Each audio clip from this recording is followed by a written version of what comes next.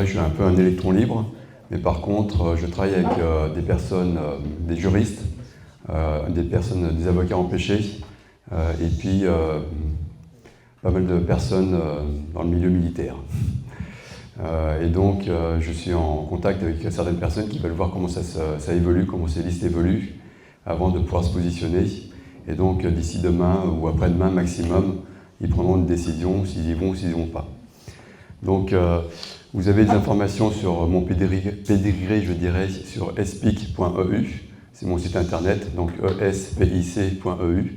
Donc, ça vous permet de voir un petit peu toutes les actions que j'ai menées, sachant que j'étais par exemple déclarant des manifestations gilets jaunes, des actes 13, 14, 15, 16, et que j'ai mis en difficulté la préfecture, au point de faire sortir carrément le contrôleur général de la salle de commandement pour négocier des parcours qui avaient du sens. Et je peux vous dire, je suis le seul déclarant avoir fait passer 4 fois devant le MEDEF, et j'espérais qu'il y ait un souci au MEDEF, et la préfecture m'avait donné carte blanche en disant que c'est un bâtiment privé, on n'interviendra pas. Malheureusement, on voit que ceux qui sont habillés en noir, ils ne savent pas correctement agir. Donc, parmi les personnes qui me conseillent, bon, il y a un colonel par exemple, et donc il m'a dit pour gagner une guerre, il faut avoir une tactique de terrain, c'est-à-dire savoir comment se bouger sur le terrain et comment s'adapter par rapport au mouvement de l'autre. Donc du jour au lendemain, dans l'heure qui suit, on peut changer de tactique. Donc c'est de savoir comment on doit bouger et arriver à faire bouger les troupes. Et le deuxième point, après la tactique, c'est la stratégie, c'est de savoir où on veut aller, pourquoi on veut y aller, donc quel est l'objectif à atteindre. Et la troisième chose, c'est quelle politique. Donc c'est 3 choses différentes, tactique, stratégie, politique. Et donc sur mon site, espic.eu, vous avez des informations, parce que je rédige beaucoup d'éléments, notamment une évolution de la Ve République. Donc grosso modo, c'est reprendre là où De Gaulle a laissé la Ve République, avec une réforme des institutions, l'objectif étant de diviser le pouvoir dans les 6 pouvoirs qu'avait énuméré par exemple Michel Rocard. Il avait parlé des 3 pouvoirs que l'on connaît tous, et puis le pouvoir scientifique, le pouvoir médiatique et le pouvoir financier. Et si on arrive donc à bien diviser en 6 parties, justement, donc diviser le pouvoir et faire l'inverse de ce que fait Macron. Macron actuellement il fusionne tout. Avec le 49.3, il n'y a plus de parlement, la justice est sous emprise. Sachez que là dans les mains, j'ai par exemple une plainte que j'ai déposée, faite par le meilleur avocat de France, je dirais. Donc c'est un avocat empêché. Et donc j'ai déjà déposé à l'AFP, bien sûr qu'il ne réagit pas, et Conseil d'État, Conseil constitutionnel, et demain je dépose au tribunal judiciaire de Paris, donc procureur de la République et parquet national financier. Donc c'est une plainte justement par rapport au mode de fonctionnement de la justice, et vous pensez peut-être à qui j'ai dans le collimateur, donc c'est un certain ministre, EDM. Donc on tape dur, parce que là il faut accélérer maintenant. Ils accélèrent, on voit bien qu'ils accélèrent, et il se dit que dans les 15 jours à venir, visiblement Macron va nous faire une crasse, comme il l'a pu faire en mars 2020. Donc ça peut être la coqueluche qui va peut-être nous enlever, moi je sens ça de loin. Je sens qu'ils vont nous proposer un vaccin miracle pour éviter la coqueluche, pour pas que les enfants, etc. Enfin bon, c'est encore de la merde. Si c'est pas ça, il va s'amuser avec Poutine, comme Jésus l'a dit. Donc il va y avoir des élucubrations, mais ça ira pas bien loin, c'est pas la Troisième Guerre mondiale, c'est juste pour les élections, c'est juste pour faire peur à la population. Mettez-vous derrière votre chef, et puis aucune opposition, allez-y, on soutient le chef, donc votez pour lui. Donc il faut faire attention à ça. Alors, je suis également en relation avec plusieurs personnes importantes de la coordination rurale, des vice-présidents et secrétaire national. Il se trouve qu'il est au Savoyard comme moi, donc je suis d'Annecy. Et donc, il avait déclaré sur le plateau télé que la crise agricole se résoudra par des élections ou par une révolution. Donc, je lui ai emboîté le pas. Et puis, donc, j'essaie de faire bouger ses troupes, mais c'est pas évident. Sachez que donc, dans les 15 jours, Macron va nous faire une crasse. Il va y avoir une riposte donc, prévue par la coordination rurale, et ça, c'est une coordination en plus européenne. 27 000 agriculteurs le 4 juin vont monter sur Bruxelles. L'objectif, c'est bien sûr d'embêter Ursula von der Leyen, mais cette fois, ils y vont quand même très fort. Ils ont déjà montré ce qu'ils étaient capables de faire. Donc là, ils ont prévu de passer vraiment à la vitesse supérieure. Et pour tous ceux qui ne montent pas sur Bruxelles, c'est blocage des frontières intra-européennes, ouverture des péages et vente donc directe des produits de la ferme au péage et inciter donc les gens à venir au maximum acheter en payant bien sûr en liquide et donc retirer massivement de l'argent dans les distributeurs automatiques de billets pour mettre en difficulté le système financier. Donc il y a vraiment une stratégie cette fois qui se met en place par la coordination rurale et ils se mettent en coordination avec justement tous les syndicats des 26 autres pays. Et donc là, il y a vraiment une coordination qui se met en place qui va peser fortement, ça c'est le 4 juin. 4 juin, donc c'est 5 jours avant les élections. Et donc pour les élections, il ne nous faut pas 5 listes frexiteuses, mais il n'en faut qu'une seule. Et donc d'ici mardi, on espère donc arriver à convaincre d'autres personnes de pouvoir relier toutes les listes ensemble. Donc ce sera un timing extrêmement serré. Et donc il faudra avoir beaucoup de CERFA de disponibles en quelques jours sur une seule liste. Et il faudra que, en effet, ce sera un peu compliqué aussi, que l'UPR, qui a déjà déposé sa liste, se retire. Et donc, mais les personnes qu'on a en tête, c'est les personnes qui démarchent séparément, mais tous m'ont dit non, on ne va pas dans votre liste si vous ne faites pas une union. Et donc là, je suis en train de voir, je verrai demain matin, la tête de liste potentielle. Donc vraiment, et on va prendre en tenaille justement ce que j'appelle un peu les leurs, c'est les leurs de 4e niveau. Donc c'est des personnes, des machines à perdre. Je suis désolé de le dire. Moi je vote UPR, je vote François Asselineau parce que c'est par défaut. Mais c'est une machine à perdre, c'est une personne qui ne veut pas dépasser les 5%, enfin les 3% même, pour épuiser sa base, vous faire payer pour faire la propagande et jamais être remboursé. Donc c'est un puits sans fond, quoi. Donc il faut quand même travailler avec. Il a un bon argumentaire. Comme beaucoup de personnes de ce style, c'est 95% de vérité, mais il y a 5% qui n'est pas sincère. Et c'est ça qui fait tout foirer. Ils font toujours tout foirer au dernier moment. Moi, Asselineau, 2 fois, je lui ai proposé en discutant. Je l'ai vu en 2019, en mars 2019. Alors que j'étais le déclarant, j'avais déclaré donc, les 4 manifestations des Gilets jaunes successivement. Je lui ai proposé pendant 2 heures une stratégie dans son bureau. On a mis en place la stratégie, il a tout fait foirer. Il n'a pas... Voilà. Je l'ai revu en 2021. J'étais déclarant de manifestation à nouveau derrière Philippot. Parce que le problème de Philippot, c'est qu'il récupérait l'antipass alors qu'il fallait que ce soit toute la population. Donc j'ai les 06 de tout cela. Je lui ai envoyé donc, un message à la fin de ces manifestations. Je lui ai dit, il y avait les Gilets jaunes, vous avez fait donc, juste comme si c'était que les patriotes qui étaient là, alors qu'il y avait vraiment tout le monde dans cette manifestation. Et donc quelques semaines après, enfin la semaine après, il n'a pas déclaré, j'ai déclaré le même parcours qu'il avait fait. Et donc Asselineau est revenu. Encore, j'ai discuté 2 heures avec lui d'une stratégie, et encore il a tout foiré. Donc, je peux vous dire, les leurs, depuis 5 ans, je les connais. Je sais que dans les Gilets jaunes, je sais qui est télécommandé. J'ai repéré justement qui... j'étais au salon de l'agriculture, je suis rentré à 8 heures. Les portes n'ont pas été défoncées, hein, c'est les CRS qui nous ont ouvert les portes.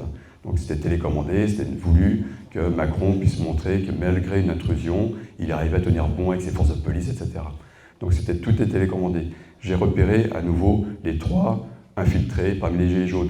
Donc ça, je comprends toutes ces choses-là en faisant depuis 5 ans, donc en étant vraiment au cœur des déclarations, etc., de voir avec les préfectures, plus tous ceux que je peux côtoyer et que je peux mettre en difficulté avec simplement quelques vérités bien précisément. Mais tout ça, c'est récupérable. Donc, qu'est-ce qui est récupérable? Surtout, c'est leur base. Et donc, il faut que la base exige qu'il y ait justement, et nous sommes la base justement, qu'on exige qu'il y ait une seule liste. Et donc là, il faut jouer très serré. Donc, il y a un agenda que je vous ai déjà proposé. Moi, je communique beaucoup sur mon Facebook, c'est Steph Espic. Donc, Stéphane Espic. Et donc, dessus, vous avez tout l'agenda, vous retrouvez les éléments, les actions que je mène, vous avez les plaintes que je dépose. Il faut mettre les institutions face à ce pourquoi elles sont faites, quoi, face à leurs responsabilités. Et actuellement, donc, on voit qu'il y a une défaillance généralisée parce que justement, tout est sous emprise. Et c'est une emprise mafieuse. Donc l'association de fait que je dirige, je dirais, enfin je suis la seule tête visible de cette association de fait, parce que tous les autres, les colonels, les généraux, ne peuvent pas parler.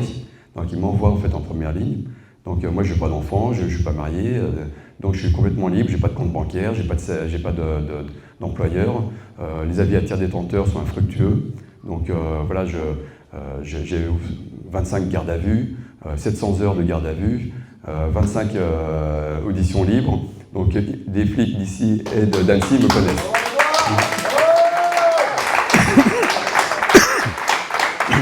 Enfin, c'est pas l'objectif de me faire applaudir, mais simplement c'est pour dire, je provoque, et dans un état de droit, normalement, je ne devrais avoir aucune procédure.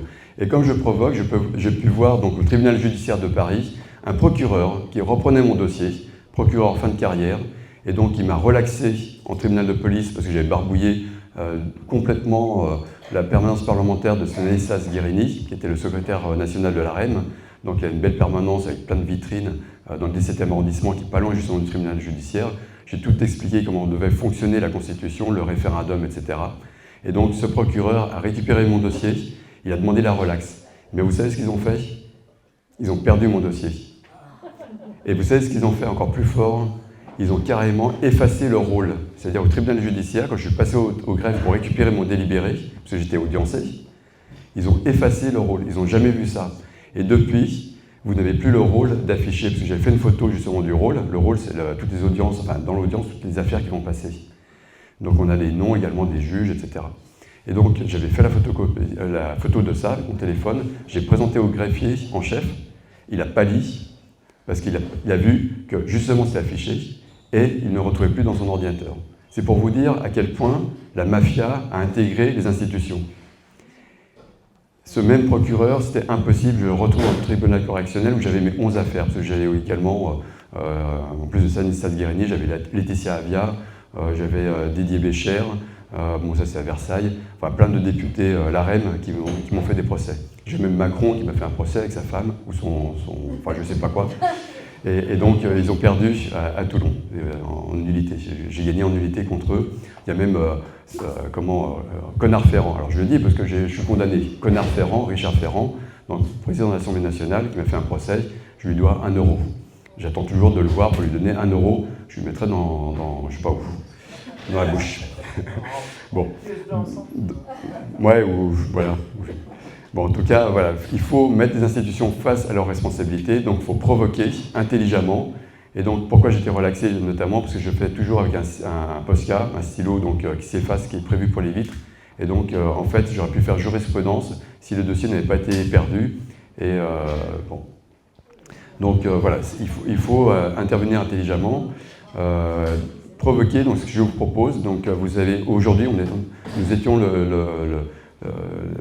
la fête nationale, fête Jeanne d'Arc, fête nationale de la résistance. J'étais donc devant Jeanne d'Arc. Qu'est-ce que je vois? Je vois les groupes extrémistes, Action française, et puis l'autre, les nationalistes. Dans un jour pareil, surtout cette place-là de Jeanne d'Arc, donc sur l'avenue, enfin sur Rivoli, c'est inadmissible que les élus ne fassent pas une fête avec des barnums, avec une exposition, enfin, et qu'on vende des choses, et qu'en effet, que tous les groupuscules puissent venir, mais qu'il y ait une discussion qui se fasse. Alors que là, c'est successivement, une fois qu'il y en a un qui sont repartis dans l'autre sens, ben, il y a un autre groupuscule qui vient, et puis etc. Il n'y a aucune discussion, et ils ont peur de tout, et puis vous avez des flics, j'ai discuté avec le commissaire, et puis les RT aussi là-bas, qui me connaissent, et donc ils trouvent ça aberrant, en effet, il y a beaucoup trop de flics, et puis c'est stupide que les groupuscules se succèdent comme ça. Alors moi, ce que je vous propose, c'est que justement dans toute cette fête, parce qu'il y en a d'autres qui vont arriver, vous avez le 18 juin, c'est également une fête nationale pour l'appel du 18 juin, donc il faut venir perturber intelligemment tous les officiels. J'ai fait une déclaration par exemple de manifestation avant que Macron vienne à Morette en Haute-Savoie, et donc ça m'a permis donc officiellement de pouvoir passer des messages du style, donc les officiels qui viennent commémorer la mémoire des anciens sont les collabos d'aujourd'hui. Collabos du 4e Reich, point d'interrogation. Donc je provoque énormément les élus, justement, et donc ça, je me balade avec 200 croix, donc ça inspire un petit peu par Jésus, on va dire. Donc là, c'est plutôt le cimetière. Donc j'ai également dans les mains des plaintes que je rédige pour des agriculteurs qui sont au bord du suicide. J'en ai 6 sous le coude. J'en ai un que je vais soutenir donc, à la cour d'appel à Lyon vendredi. Donc voilà, c'est des actions de ce style. Il faut vraiment soutenir les gens. Et donc les agriculteurs, quand je me pointe avec 200 croix que j'ai plantées devant la nécropole de Morette, donc vous avez donc 100 croix donc, de tombes de chasseurs alpins. Moi personnellement, j'étais chasseur alpin. Donc simplement pour venir, il faut mettre la pression sur tous les événements à venir officiels, bien les cibler, montrer qu'il y a une colère populaire qui monte. Le 4 juin, il y a quelque chose qui va se faire, donc important avec la coordination rurale et au niveau européen. Le 14 juillet, c'est le 14 juillet, il y a un défilé. Et donc l'objectif, c'est que les agriculteurs viennent et on va essayer qu'il y ait une confrontation avec les Charles Leclerc et qu'on va espérer ne pas faire un Tiananmen. Et donc les Charles Leclerc vont refuser les ordres illégaux et donc qu'il y ait une descente des Champs-Élysées, Charles Leclerc d'un côté et moissonneuse-batteuse de l'autre. Il s'arrête devant Macron, il coupe le moteur, il quitte les Charles Leclerc. Macron se retrouve comme un con dans son défilé qui n'a pas lieu. On lui dit « Mon petit gars, on a trop de choses à te dire, tu vas à l'Élysée et on s'occupe de lui. » Et on termine. L'ultimatum, bien sûr, c'est les Jeux Olympiques. Et donc si Macron est encore là aux Jeux Olympiques, ça sera le bordel partout. C'est-à-dire qu'on va gentiment emmerder, foutre du lisier devant tous les sites olympiques et on marchera dans la merde. Et ça puera la merde parce qu'on est déjà dans la merde de toute façon. Et ça, les Français ne le savent pas assez. Voilà. Merci infiniment, Stéphane. Vive la lutte. Voilà, et c'est une lutte que tu incarnes très bien parce que c'est de longue date et que ils t'en ont fait vraiment baver beaucoup. 9 requêtes, Cour européenne des droits de l'homme. Même là-haut, c'est tout pourri. Martine Venner m'a dit que c'est déjà tout pourri. J'ai pu constater 9 fois que c'est tout pourri. La CEDH, c'est-à-dire Cour d'appel, cassation, CEDH. J'ai tout fait. Bravo. Conseil d'État. Alors oui, attends, juste le dernier point. Je suis quand même monté au Conseil d'État, dans la salle du Conseil d'État, en intervention volontaire associée, déposée par Juan Branco, qui est un de mes avocats, qui avait fait un tribunal administratif pour que le convoi des libertés ne soit pas interdit par le préfet allemand. Le préfet allemand, il m'a fait un procès aussi. Enfin bon, donc, Branco n'a pas plaidé au Conseil d'État. Moi, j'ai continué avec les mémoires faites par mes avocats empêchés. Je suis monté au Conseil d'État. On m'a opposé justement la jurisprudence Dieudonné. Le ministère de l'Intérieur me parle de la jurisprudence Dieudonné, de pouvoir interdire quelque chose avant qu'elle n'ait lieu. Ce qui est impossible dans le droit normalement. Ça montre que vraiment l'état de droit est complètement tordu. Et donc c'est pour ça que moi je m'indigne et je suis dans la lignée de Stéphane Hessel, justement. Indignez-vous, engagez-vous. Et puis également un autre texte très intéressant, c'est Manuela Cadelli, qui était la présidente du syndicat de la magistrature belge, qui avait fait une très belle lettre ouverte dans le soir.belgique. Vous pouvez taper Manuela Cadelli, et vous tapez donc « Le néolibéralisme est un fascisme ». Et avec ça, justement, ça me permet d'alimenter mes notes de défense. Alors, dans les notes de défense, vous pouvez rajouter également maintenant quelque chose. Vous avez le procureur Molins, donc l'ancien procureur de la Cour de cassation, qui a sorti un bouquin. Et là, je peux vous dire qu'il tape fort également, et donc notamment sur la mafia. Et il a donné une interview à Marianne, et justement, on peut récupérer des choses très intéressantes, parce qu'un juge italien lui a dit « Vous, en France, vous êtes plus fort que nous en Italie, vous avez réussi à nommer comme ministre l'avocat de la pègre. » Et ce que ça veut dire, justement, et vous avez même la procureure, là j'ai un courrier que je vais lui remettre demain, la procureure Bécuot, donc procureure de Paris, a fait une lettre dans Le Monde, enfin a fait un article dans Le Monde, où elle dit précisément que les avocats sont sous emprise mafieuse, enfin sous l'emprise de leurs clients, et que l'infiltration de nos sociétés est inimaginable. Même dans les films, on n'a pas imaginé telle chose. C'est pour vous dire à quel point ils se sont super bien débrouillés pour que les Français ne se rendent pas compte que nous sommes sous un régime dictatorial. On va le dire. Bien.